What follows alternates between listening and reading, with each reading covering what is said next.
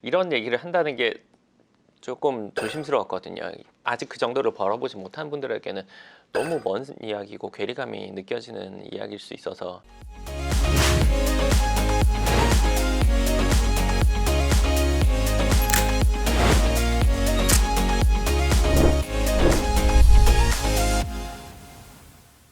반갑습니다. 연금처럼 월세 받게 해주는 연금형 부동산 연구소 황 소장입니다. 오늘은 고소득자의 재테크에 대해서 얘기할 텐데요. 첫 번째로, 고소득자라고 하면 얼마를 버는 사람을 고소득자라고 할까요? 사실 그거는 사람마다 개인적인 기준이 너무 다르기 때문에 얼마다라고 하기는 사실 어려울 것 같아요. 근데 일단은 제가 생각하는 고소득자는 말하기 좀 애매하긴 하지만 적어도 한 달에 2~3천만 원 이상 버는 사람을 고소득자라고 생각을 해요. 드물지 않아? 엄청 적은 숫자일 텐데 이렇게 얘기할 수 있겠지만 일단은 그 분들도 고민이거든요. 한 달에 200, 300, 400, 500 버는 사람들도 재테크에 대해서 고민이지만 2,000, 3,000 버는 사람들도 고민이에요. 고민인 건 똑같아요. 마찬가지예요. 내가 생각하기에 나는 지금 뭐 몇백만 원을 버는데 2, 3천만 원만 벌면 재테크 안 해도 될 것 같은데? 아니 그 정도 있으면 충분히 먹고 쓰고 사는데 문제 없잖아. 노후 돼도 그 모은 자금 조금씩 써도 크게 문제 없잖아. 꼭 재테크 해야 돼? 그거는 과거의 소득으로 돌아가시면 내가 생각했을 때 이 정도면 걱정 없을 텐데 하는 소득이 지금 되신 분들 많을 거예요. 근데 걱정되기는 마찬가지거든요. 그러니까 2, 3천만 원 이상 버는 분들도 고민인 건 사실은 똑같아요. 그러면 얼마 정도 되면 고민이 없을까? 재테크를 굳이 안 해도 되는 선은 어느 정도일까? 라고 물으신다면 만약에 재테크를 안 해도 되는 고소득의 수준은 제가 보기엔 한 달에 7, 8억 이상 돼야 될 것 같아요. 순소득으로 세후 7, 8억 연 8, 90억 정도면 재테크 안 해도 된다고 생각해요. 노후 생활이나 전혀 상관없는, 물론 엄청난 과소비라든지 아니면 뭐 엉뚱한 뭐 도박에 빠진다든지 이러지 않는 이상은 살고 싶은 예를 들어서 집을 선택함에 있어서나 갖고 싶은 건물은 좀 제한적일 수 있겠네요. 어쨌든 주거에 대해서 제한은 거의 없을 것 같아요. 그리고 본인이 나 재테크 안 하면 걱정이 좀 되는데 이런 수준을 넘어서는 정도는 1년에 한 7, 80억 정도면 그건 없을 것 같아요. 너무 높지 않아? 생각할 수도 있는데 아까 말씀드린 것처럼 사람마다 기준이 다르다고 했잖아요. 제 기준에는 그래요. 왜 제가 그 금액을 얘기했냐면, 먼저 얘기를 해드린다면 한 달에 1억 이상 벌면 눈이 거의 제일 높은 수준에 올라가요. 1억 이상 벌면 뭐 집이라든지 차라든지 소비 이런 것들이 제일 높은 수준으로 올라간단 말이에요. 뭐 반포에 있는 어떤 아파트, 뭐 강남에 있는 어떤 아파트, 뭐 아니면 한남동에 있는 어떤 집들, 이런 집들에 거주하고 싶어 한단 말이에요. 나는 그거 아닌데, 그 정도 버는데 난 그 정도 아닌데, 상담 오신 분들이나 그런 분들 보면은 그 정도 소득이면 그쪽을 선호하게 되더라고요. 그러니까 뭐 지방에서는 그 중에서 제일 좋은 것을 선호하겠죠. 그렇지만 여기에서 이 정도 분다고 해서 다 서울 오는 건 아니니까요. 서울에 있는 사람들 중에서는, 그리고 강남, 서초, 송파, 그리고 잘 산다는 동네에 있는 사람들은 그래서 그 기준이 되는 집을 살고 싶어 한단 말이에요. 예를 들어서 자가로 거주하는데 문제가 없으려면, 그리고 내가 그 집을 사지 않더라도 집값이 올라가는 것만큼의 그 갭을, 내가 집을 사지 않더라도 그 갭을 언제든지 내가 커버할 수 있는 정도의 소득이라면 연 7, 80억 정도면 저는 문제 없이 커버가 된다고 생각해요. 걱정이 크게 없죠. 경제적인 부분에서의 걱정은 없죠. 생활이 안 된다 안 된다 이 문제가 아니라 내 기분, 뭐 자존심, 내가 아는 사람 이 정도 샀는데 나도 그 정도 하고 싶어, 뭐 돈을 벌어서 뭘 해야 된다, 뭐 이런 단계, 뭐 생활을 뭔가를 더 해보고 싶다, 소비를 해보고 싶다, 이런 단계는 완전히 넘어가죠. 좀 많나요? 한 월 5억 정도 내외를 번다면 크게 재테크에 재테크 아예 신경 안 쓰려면 7, 8억 돼야 되는 것 같아요. 제가 보니까 그래요. 그러니까 제가 생각하기에, 상담 오시는 분들, 그리고 제가 느껴보니까 그래요. 하여간 그 정도면은 전혀 재테크를 안 해도 되지만, 그렇지 않은 그 아래 단계, 뭐 연 1, 2억 정도도 걱정하게 돼요. 말이 돼? 그렇게 많이 버는 사람들 있어? 그리고 그 사람들이 왜 걱정을 해? 걱정할 거 없을 거야 생각할 수 있는데 그렇지가 않아요. 왜냐면 제일 좋은 집이라고 치면, 내지는 그래도 괜찮은 집이라고 친다면 강남권에서 3, 40억 넘어가요. 그 위면 7, 80억도 많단 말이에요. 최근에 뭐 어떤 연예인이나 뭐 유명한 누군가가 샀다는 집들 보면은 막 100몇십억, 200억 막 이렇게 되잖아요. 그러면 그 정도 소득인 사람들도 그거 원한단 말이에요. 근데 1억씩 월 모은다고 치면 순소득 기준이에요. 그러니까 세후 1억이니까 세 전이면 거의 2배 되겠죠. 어쨌든 세후가 더 중요하니까 세후 월 1억 정도 되면 1년 모으면 뭐 연 2억 쓰고 네, 연 10억 모으면 제가 이 말하면서 지금 무슨 이유는 보시는 분들 중에 웃기고 있네 이렇게 생각하시는 분들도 있을 것 같아서인데요. 이거 그냥 싫어하고 제가 많이 본 경우이기 때문에 제가 여러 번 봤다는 거지 흔한 경우는 아니에요. 그렇죠? 연 10억 정도씩 모아도 그 정도 집을 살려면 지금 대출 안 되잖아요. 4년 꼬박 모아야 돼요. 생활비 최소화하고 꼬박 4년을 모으면 살 수 있는 것이 뭔가 있다는 건 알 거 아니에요. 그럼 그 4년, 나 4년이니까 올해부터 열심히 모아야지 이렇게 힘내서라기보다는 4년 긴데? 그리고 4년 모으면 그거 가격 그대로 있을까? 부동산을 예로 들어서예요.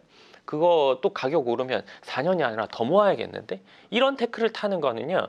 이 고소득자랑 중간소득자랑 저소득자랑 느끼는 건 똑같아요. 사실은. 물론 매우 저소득자의 경우에는 내가 4년 모아도 집 못 사는데? 이런 경우가 태반이긴 하겠죠. 그렇지만 그렇기 때문에 아예 저소득자는 소득을 뭐 중소득이나 뭐 고소득으로 높일 만한 노력을 해야 되는 거라고 생각해요. 어찌됐건 고소득자도 재테크에 대한 고민을 하는 건 마찬가지인데 그럼 어떻게 해야 되냐? 제가 이전에 부동산 재테크를 함에 있어서 집을 먼저 사야 된다고 했어요. 근데 고소득자의 경우에도 똑같이 집을 먼저 사는 게 맞냐? 이거는 맞을 때도 있고 안 맞을 때도 있어요. 이전에 상담 오신 분이 그분이 고소득자였는데 저는 그래서 집 먼저 샀다 이렇게 하셨는데 소장님이 집을 먼저 사는 게 부동산 재테크의 첫 번째라고 하셔서 집을 먼저 샀다고 이렇게 얘기를 한 분이 있었어요. 근데 그거는 사실은 제가 그때 왜 얘기를 안 했냐면 이 고소득자라는 얘기를 지금 한 달에 뭐 몇 억 버는 얘기 적어도 2, 3천 이상 버는 얘기를 하면 그렇지 않은 분들이 보기에는 너무 뜬구름 잡는 거라고 생각할 것 같아서 그래서 이 얘기를 안 했거든요. 근데 그런 분들이 한두 분씩 오다 보니까 이 얘기는 한 번은 해줘야 될 것 같다고 생각을 했어요. 그걸 설명하기 전에 제가 먼저 어린 시절 얘기를 좀 해드릴게요. 제가 어린 시절에 저희 부모님이 고소득자셨어요. 저희 부모님도 부동산에 대한 어떤 지식이나 생각, 경험이나 이런 것들은 적었던 거죠. 그래서 어떤 생각을 하셨냐면 고소득인 분들의 특징이 뭐냐? 내가 돈을 모아서 대출 없이 집을 사야겠다. 돈 모아서 대출 없이 건물 사야겠다. 이 생각을 하거든요. 저희 부모님이 그거를 10년 이상 했어요. 예를 들어서 뭐 1억짜리 집이라고 할게요. 그때는 그 정도도 안 했을 거예요. 뭐 6천만 원짜리 집이라고 할게요. 6천만 원짜리 집을 사기 위해서 돈을 막 모았어요. 6천이 되니까 얘가 8천이 돼 있는 거예요. 또 모아서 8천을 만드니까 얘가 9천이 돼 있어요. 이런 식으로 돈을 모아서 쫓아가니까 얘가 같이 도망가는 거예요. 같이 점프를 하는 거죠. 조금만 더 모으면 살 것 같아. 조금 더 모았더니 얘가 조금 더 올랐어요. 이걸 반복한단 말이죠. 근데 이 반복하지 않는 단계가 제가 생각했을 때 한 달에 뭐 6, 7억 정도를 벌면 이거가 올라가는 걸 따라잡는다는 얘기지. 그렇기 때문에 재테크 뭐 굳이 신경 안 써도 된다는 얘기지.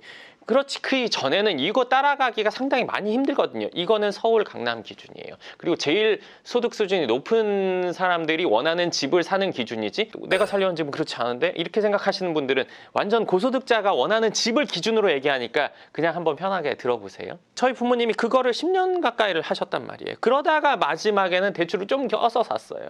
근데 그 시점에 과거를 돌아보니까 이럴 거면 5년 전에 모은 돈에 몇십 프로 대출해가지고 샀으면 이 사이 오른 거 모아가지고 충당하지 않아도 됐을 텐데 라는 생각을 하신 거예요. 제가 그걸 그때 어릴 때 들었어요. 그러니까 부모님이 저한테 어떻게 보면 재테크나 부동산에 대한 상식을 일찍 깨우치게 해주신 거죠. 이렇게 돈 벌어서 살려고 했는데 얘가 또 올랐다 뭐 이런 얘기를 제가 어렸을 때 들었던 기억이 있거든요. 그래서 그러면 그 사고 난 시점에 부모님이 한 얘기가 그 전에 이렇게 샀으면 돈을 더 벌었을 텐데 라는 얘기를 하셨던 거예요.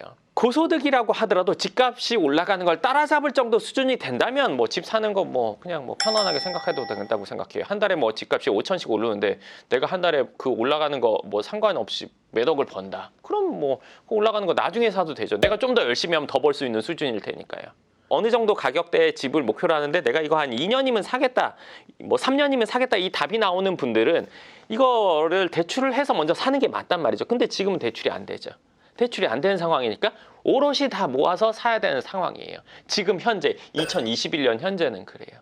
내가 내 집에서 사는 거 애착이 있고 그리고 뭐 여러 가지 의미 안정감도 들고 성취감도 들고 보금자리라는 느낌도 들고 아주 많아요. 제가 생각할 때 지금 시점에 이 고소득자의 재테크는 건물 먼저 사야 될 것 같아요. 그러니까 내가 모은 금액에서 할 수 있는 최대의 부동산을 사는 게 이 재테크의 저는 기본이라고 생각하거든요. 그러니까 이 최대의 부동산을 사는 게 무조건 금액만 높냐? 그게 아니라 가장 높은 금액대에서 A급의 건물을 사거나 아니면 과거에는 A급의 집을 사는 게 저는 최고의 재테크라고 생각하거든요.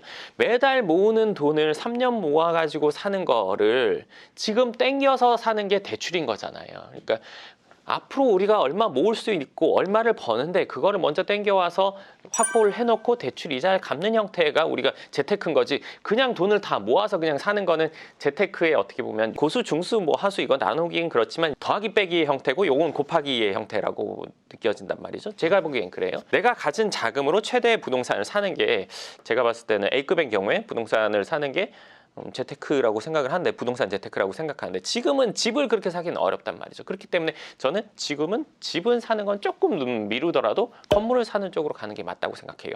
이 영상의 첫 번째 큰 틀이 고소득자의 재테크라고 했어요. 일단은 내가 20억, 30억 있으면 그걸로 살 수 있는 최대의 건물을 사는 게 우선. 그 다음에 집을 사도 늦지 않는다는 거죠. 고소득자의 경우에 이런 경우도 있어요. 내가 이렇게 모아가지고 집을 샀어요. 대출이 될 때 집을 잘 샀어요. 내지는 지금 대출이 없이 집을 샀어요. 그럼 그 뒤에 뭘 해야 될지 모르는 경우가 많아요. 왜? 그 뒤에는 뭘 해야 되는지 주위에서 들어본 적도 별로 없고 막연하단 말이죠. 목표가 대학 가는 거였어요. 대학만 가는 걸 목표로 하다 보니까 대학 가고 나서 뭘 해야 될지 모르는 상황이 온단 말이죠. 이거 과거에 저 얘기하는 거니까요. 그리고 과거에 제가 알던 사람이니까 지금 모든 대학생들이 그런다는 얘기는 아니에요. 이렇게 자꾸 얘기하는 게 오해의 소지가 있을 수도 있어서 이런 얘기를 하게 되네요. 열심히 돈을 벌어서 모아가지고 집을 사고 나니까 집 사는 게 목표였어서 집을 사고 나니까 그 뒤에 뭘 해야 될지 모르는 상황이 와요. 이 뒤에는 당연히 예전에는 집을 하나씩 더 샀던 거죠.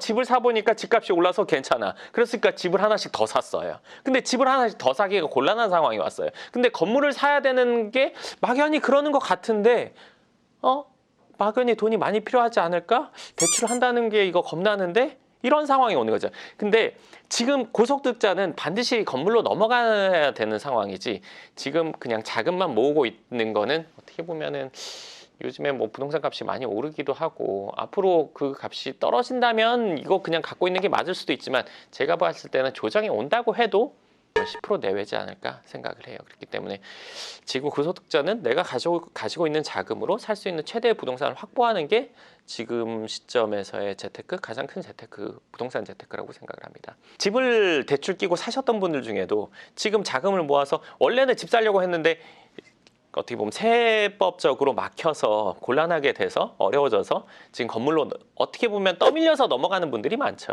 근데 그러니까 세법적으로 막아놓지 않더라도 원래는 건물로 넘어가는 게 사실은 맞았다고 생각을 합니다.